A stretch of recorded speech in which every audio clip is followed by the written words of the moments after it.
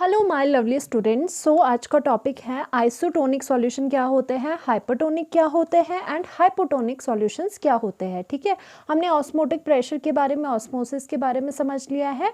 तो अब ये कुछ क्लास होती है सॉल्यूशन की क्लासिफिकेशन होती है, उसके अकॉर्डिंग इनके नाम रखे गए हैं। ओके, तो first one is the isotonic solution. Isotonic solutions वो दो सॉल्यूशन हो गए, मतलब अगर दो सॉल्यूशन को आपस में बोल रहे हो दीज टू आर आइसोटोनिक, तो उसका क्या मतलब है कि two solution having the same osmotic pressure at given temperature are called the isotonic solution. मतलब बोलने का क्या है, दो सॉल्यूशन अगर उनके सेम ऑस्मोटिक प्रेशर है तो वो आइसोटोनिक सॉल्यूशन कहलाते हैं।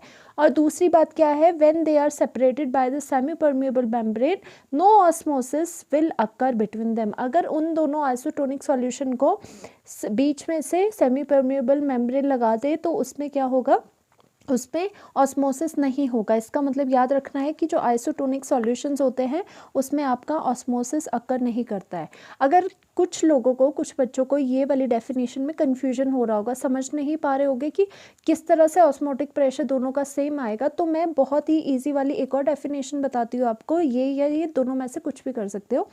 क्या होती है, isotonic solutions are those which has the same concentration as the other solution. क्या होता है आइसोटोनिक सॉल्यूशन कि जिसकी आपकी सेम कॉन्सेंट्रेशन होती है। अब देखो, सेम कॉन्सेंट्रेशन होगी अगर मान लो ये आइसोटोनिक सॉल्यूशन है, ठीक है, आइसोटोनिक सॉल्यूशन, ये दो सॉल्यूशंस है, solution number 1 and solution number 2। अब कहा गया है कि जो भी कॉन्सेंट्रेशन है, मतलब जो भी सॉल्यूट एंड जो सॉल्वेंट पार्टिकल्स का जो नंबर है वो दोनों में सेम है। ठीक है, बिल्कुल एग्जैक्ट सेम कॉन्सेंट्रेशन है इनकी। तो क्या होगा, हमें तो कॉन्सेंट्रेशन का डिफरेंस चाहिए था, तभी तो high concentration to the low concentration of solvent move करता था। अब यहाँ क्या हो जाएगी, बिकॉज ये दोनों आइसोटोनिक है, ठीक है, मतलब क्या होगा कि दोनों सॉल्यूशन में जो कॉन्सेंट्रेशन है वो एक्जैक्टली सेम है। तभी मैंने लिखा कि which has the same concentration as that of the other solution, so when they are separated by the semi permeable membrane no osmosis will occur. ये बिल्कुल ऐसे शांत पड़े होंगे और उन सॉल्यूशंस को बोला जाता है आइसोटोनिक सॉल्यूशंस। और दूसरी चीज़ क्या होगी, ये भी सेम ही है कि इन दोनों सॉल्यूशन के क्या होंगे, सेम ऑस्मोटिक प्रेशर होंगे। क्योंकि आपको पता है जो ऑस्मोटिक प्रेशर है वो किस वजह से आ रहा था, क्योंकि हम पहले क्या कर रहे थे, ऑस्मोसिस कर रहे थे कि high concentration to the low concentration ले जा रहे थे। जब वो कॉन्सेंट्रेशन ही सेम हो गई तो उस पर लगने वाला प्रेशर जो हमने स्टडी किया था ऑस्मोटिक प्रेशर को, तो वो भी तो सेम हो जाएगा। तो दोनों के केस में जो पाए होगा, और ये न्यूमेरिकल्स में बहुत बार आता है, ठीक है, तो दोनों केस में आइसोटोनिक के केस में क्या होगा, अगर एक सॉल्यूशन का जो पाए ऑस्मोटिक प्रेशर है वो इक्वल होगा दूसरे सॉल्यूशन के ऑस्मोटिक प्रेशर के इक्वल। ठीक है, आइसोटोनिक सॉल्यूशन के ऑस्मोटिक प्रेशर्स इक्वल होते हैं। मतलब ये लिख सकते हो pi 1 is equal to the pi 2 for the isotonic के लिए जो पाई 1 होगा वो इक्वल टू हो जाएगा पाई 2। ओके, यहाँ तक आपको आ गया होगा, चाहे ऑस्मोटिक प्रेशर से समझ लो चाहे कॉन्सेंट्रेशन से समझ लो। क्योंकि अगर कॉन्सेंट्रेशन का डिफरेंस है ही नहीं तो कहाँ से कहाँ बताओ, कहाँ से कहाँ किसी चीज़ को हम फ्लो करवाएंगे। वो सॉल्यूशंस होते हैं आइसोटोनिक सॉल्यूशन।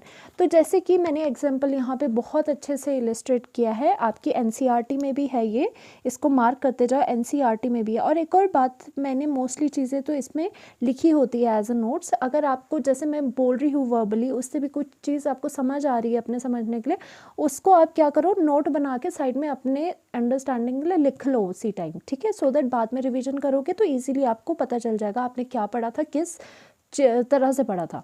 तो एग्जांपल क्या है, एनसीईआरटी में भी गिवन है आइसोटोनिक का, कि फ्लूइड इनसाइड, आपने क्या करना है कि एक ब्लड सेल ले लेना है हमारी बॉडी का, ठीक है, ब्लड सेल है, तो उसमें क्या है, हमने नॉर्मल सेलाइन सॉल्यूशन, और सेलाइन सॉल्यूशन क्या होता है, नॉर्मल सेलाइन सॉल्यूशन होता है जिसमें कि 0.9% ऑफ NaCl सॉल्यूशन बोलते हैं। ठीक है, 0.9% ऑफ Na सॉल्यूशन को नॉर्मल सेलाइन सॉल्यूशन कहा जाता है। हमने ये वाला लगा दिया, ठीक है, ये इस सॉल्यूशन में ये ब्लड सेल को रख दिया। तो हमने देखा कि ये जो ब्लड सेल है और नॉर्मल सेलाइन जो सॉल्यूशन है, these are isotonic with each other. हमेशा याद रखना, बहुत इंपॉर्टेंट एग्जांपल है कि जो जो ब्लड सेल होते हैं और जो नॉर्मल ब्लड सेल होते हैं और जो नॉर्मल सेलाइन जो सॉल्यूशन होता है वो आपस में क्या होता है, दीज आर आइसोटोनिक, मतलब उनके क्या है, ऑस्मोटिक प्रेशर सेम है और ऑब्वियसली उनकी इवेंचुअली कॉन्सेंट्रेशन सेम है, तो ऑस्मोसिस नहीं होगा, मतलब फ्लो नहीं होगा। अब एक्चुअल में हो क्या रहा है कि जो फ्लूइड होगा, फ्लूइड कह लो या सॉल्वेंट कह लो, जो इनसाइड दिस ब्लड होगा, इस ब्लड सेल के अंदर, ठीक है, is isotonic with the 0.9% NaCl solution, या फिर कह लो is isotonic with the saline solution. ये बाहर आपका सेलाइन सॉल्यूशन है, जो अंदर फ्लूइड होगा उसकी जो कॉन्सेंट्रेशन देखी गई है वो बिल्कुल एग्जैक्टली सेम इसकी कॉन्सेंट्रेशन के बराबर होती है, जो कि एक नॉर्मल सेलाइन सॉल्यूशन होता है। तो अगर कॉन्सेंट्रेशन दोनों की अंदर और बाहर सेम है सॉल्वेंट्स की, तो क्या होगा, there will be no flow of solvent, ठीक है, through the semi permeable membrane. And semi permeable membrane कौन सी है इसमें, सेल की ये वाली, ओके तो हमने ये याद रखना है। That is why the blood cell will not absorb. अब क्या है, जब फ्लो ऑफ सॉल्वेंट हो नहीं रहा है, ना अंदर कुछ फ्लूइड आ रहा है, ना अंदर से बाहर कोई फ्लूइड का डिस्चार्ज हो रहा है, तो ऐसे केस में क्या होगा, ना ही श्रिंकेज होगी। याद रखना ये आपको जैसे नीट के एग्ज़ाम में आता है थ्रू द स्टेटमेंट, जो क्वेश्चन आता है स्टेटमेंटल, उसमें ये आ सकता है कि जो आइसोटोनिक सॉल्यूशन होते हैं उसमें श्रिंक ऑफ द जो सेल होता है वो भी नहीं होता, no shrinkage and no swelling of the blood cell. क्योंकि क्या है, क्योंकि आपके कॉन्सेंट्रेशन सेम है, इसकी वजह से ऑस्मोसिस होगा ही नहीं, ठीक है, सॉरी वो नहीं होगा, ट्रांसफ़र नहीं होगा। तो ये रही बात आपकी आइसोटोनिक सॉल्यूशंस की, ओके होपफुली आपको आ गया होगा, क्लियर हो गया होगा। Next is the hypertonic solution and the hypotonic solution. वैसे देखो ये हाइपर एंड हाइपो वैसे समझना हो तो ये ऐसे मैं बता दूँ, बेसिकली ये हाइपर एंड हाइपो किस चीज़ में बोल रहे हैं। देखो हाइपर का मतलब होता है ज़्यादा, मतलब कि उसे पर लग जाना, ठीक है, बोलते हैं ना जैसे इसे तो पर लग गए। तो हाइपर का मतलब होता है मोर, ओके हाइपर का मतलब होता है मोर, हाइपो का मतलब होता है लेस, मतलब मोर और लेस। पर क्या होता है, जो ये हाइपरटोनिक एंड हाइपोटोनिक होता है, तो इसके नेम से अगर देखना है तो आप सॉल्यूट देखते हो। जैसे हाइपर का मतलब होता है, यहाँ पे लिखने का मतलब है कि मोर सॉल्यूट है, ठीक है, ये जो बाय डेफिनेशन है इसका मीनिंग वो मैं बता रही हूँ। हाइपरटोनिक का मतलब होता है कि मोर सॉल्यूट है, हाइपोटोनिक का मतलब क्या होता है, लेस सॉल्यूट है, ठीक है, लेस सॉल्यूट है। तो आपको पता है मोर सॉल्यूट है तो इसका मतलब क्या हो जाएगा, लेस सॉल्वेंट हो जाएगा, और हम तो सॉल्वेंट को ही देखते हैं। और लेस सॉल्वेंट है इसका मतलब क्या हो जाएगा, इसमें मोर सॉल्वेंट हो जाएगा, ठीक है। तो ये बात होती है हाइपरटोनिक एंड हाइपोटोनिक सॉल्यूशंस की। अब देखो हाइपरटोनिक सॉल्यूशंस क्या होता है, आपको पता है हाइपर है तो हाइपरटोनिक सॉल्यूशन का मतलब कि मोर सॉल्यूट होगा, मोर सॉल्यूट होगा तो उसका उल्टा कर लो कि लेस सॉल्वेंट होगा। ये चीज़ मैं तब आपको बता रही हूँ जब पेपर में बिल्कुल ही आप कंफ्यूज हो जाओ कि क्या था, सॉल्वेंट ज़्यादा था या सॉल्यूट ज़्यादा था। तो हाइपरटोनिक सॉल्यूशन, हाइपरटोनिक मतलब क्या है, ज़्यादा सॉल्यूट है तो ऑब्वियसली कम क्या होगा, सॉल्वेंट होगा, क्योंकि हमें सॉल्वेंट देखना होता है। अ सॉल्यूशन, हाइपरटोनिक सॉल्यूशन एक ऐसा सॉल्यूशन होता है जिसकी कॉन्सेंट्रेशन, ठीक है, जिसकी विच has the lower concentration of water, या फिर वाटर का हो, मैंने बार बार बोला है वाटर हम इसलिए कहते हैं क्योंकि यूजुअली जो बहुत ही केसेस हम देखते हैं उसमें सॉल्वेंट यूजुअली वाटर होता है। यहाँ पे कोई भी फ्लूइड हो सकता है जो कि एक सॉल्वेंट है, इसीलिए मैं क्या कह रही हूँ, कोई भी जो वाटर है या फिर कोई भी फ्लूइड या फिर सॉल्वेंट जो प्रेजेंट है, ठीक है। अब क्या है, a solution which has lower concentration of water, ठीक है, as compare to inside of a cell. अब इसको हाइपोटोनिक सॉल्यूशन कैसे बोलते हैं, देखो hypotonic solution and hypotonic solution जब भी आप बात करते हो तो क्या होता है, with respect to any cell बात करता है कि ये hypotonic solution with respect to this cell देखते हैं हम कि इसके लिए हाइपोटोनिक है या फिर हाइपोटोनिक है या फिर हाइपोटोनिक है, ठीक है। तो इसको समझने के लिए कि हमने सेल ले लिया अपना, ठीक है, ब्लड सेल ले लिया, तो उसमें क्या है, हमने बाहर से एक हाइपरटोनिक सॉल्यूशन डाला और आपको क्या बताया गया है, ये सॉल्यूशन एक ऐसा सॉल्यूशन है जिसमें कि लो कॉन्सेंट्रेशन ऑफ वाटर है, क्योंकि हमने पढ़ा है हाइपर का मतलब मोर, यहाँ पर पढ़ा है हमने हाइपर का मतलब मोर सॉल्यूट मतलब and less solvent, and we are interested in the concentration of solvent, क्योंकि ऑस्मोसिस में यही होता है, ठीक है। तो आपको क्या कहा कि इस सॉल्यूशन में लोअर कॉन्सेंट्रेशन ऑफ वाटर है, ठीक है, एज कंपेयर टू, किसके कंपैरिजन में, दिस इज़ वेरी इंपॉर्टेंट, तभी मैंने अंडरलाइन करा है, किसके कंपैरिजन में लो कॉन्सेंट्रेशन है, as compare to the fluid inside the cell, कि जो सेल के इनसाइड में जो फ्लूइड होगा उसके कंपैरिजन में जो ये बाहर ये हाइपरटोनिक सॉल्यूशन है उसमें क्या होगा, उसकी कॉन्सेंट्रेशन लो होगी। तो मतलब यहाँ पे क्या है, यहाँ पर लो कॉन्सेंट्रेशन है, ठीक है, यहाँ पर लो कॉन्सेंट्रेशन है एंड यहाँ पे हाई कॉन्सेंट्रेशन है, मैंने H लिख लिया, ये सेल है हमारा, low concentration and high concentration है। अब आपको पता है जो ऑस्मोसिस होता है, अगर मैं ये चीज़ कर रही हूँ, यहाँ पे ये मैं सेल बना रही हूँ, ठीक है, ये आपका सेल है, और हाइपरटोनिक ये क्या है, हाइपरटोनिक सॉल्यूशन में डिप करा है आपका ये वाला सेल। तो हाइपरटोनिक सॉल्यूशन में आपको क्या पता है, लो होती है सॉल्वेंट, ठीक है, लो होता है सॉल्वेंट की कॉन्सेंट्रेशन, एंड किसके, with respect to that inside the cell, तो अंदर क्या हो जाएगी, अंदर हो जाएगी हाई कॉन्सेंट्रेशन। तो आपको पता है अकॉर्डिंग टू द जो ऑस्मोसिस होता है, हमने ऑस्मोसिस क्या किया था, high concentration to the low concentration of किसकी, ऑफ द सॉल्वेंट की, सॉल्वेंट का फ्लो, इस तरह से हमने हाई टू लो पढ़ा हुआ है।